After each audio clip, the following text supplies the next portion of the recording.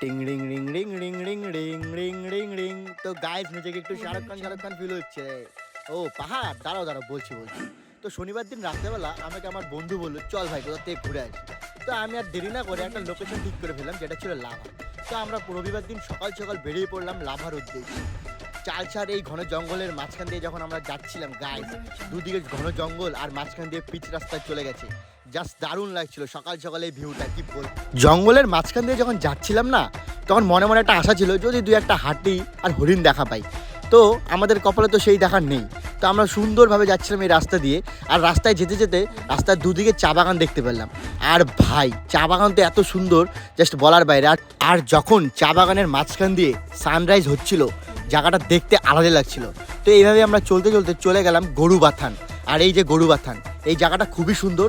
তো আমরা সকালবেলা কিছু খেয়ে আসিনি, তাই আমরা গরুবাথানে দাঁড়িয়ে এক কাপ চা আর একটা কেক খেলাম। আর চাটা জাস্ট যা দারুণ হয়েছিল না, চাটা খেয়ে সোজা আমরা চলে এলাম ফাগুতে।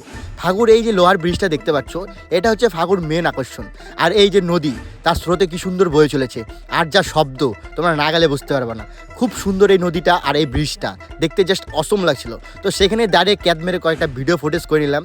আর কি বলবো গাইস, এই হর্নের শব্দ আমি তো দেখতে পাচ্ছিলাম যে এত সকাল সকাল এখানে এত টুরিস্ট এসেছে, কি বলবো। আর একটু ব্রিজের উপর দিয়ে দৌড়াদৌড়ি করে একটু ফটো তুললাম, একটু ভিডিও করলাম।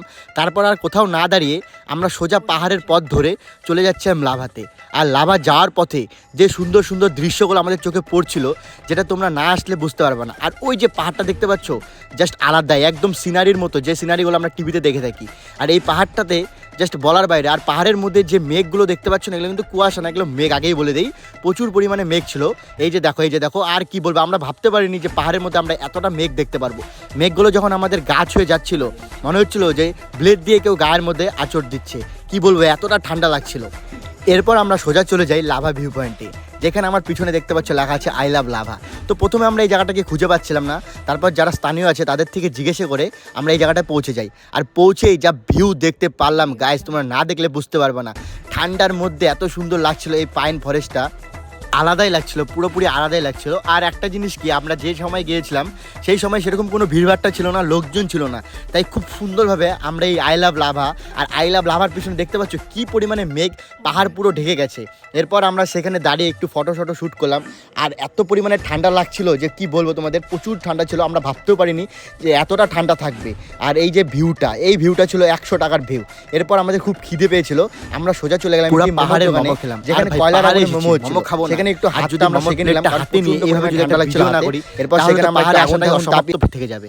তো গাইস পাহাড়ে এসে আমরা মোমো খেলাম, আর মোমোগুলো এত টেস্টি ছিল।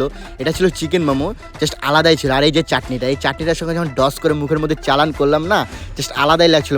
তো গাইস আমি মোমো খাই, আর তোমরা ভিডিওটি যদি ভালো লেগে থাকে একটা লাইক করে দিও, আর একটু শেয়ার করে দিও, আর কমেন্ট করে জানিও তোমাদের লাভাটা কেমন লাগলো, আর কারা কারা এখানে এসেছো। তো টাটা, বাই বাই, দেখা হচ্ছে নেক্সট ভিডিওতে।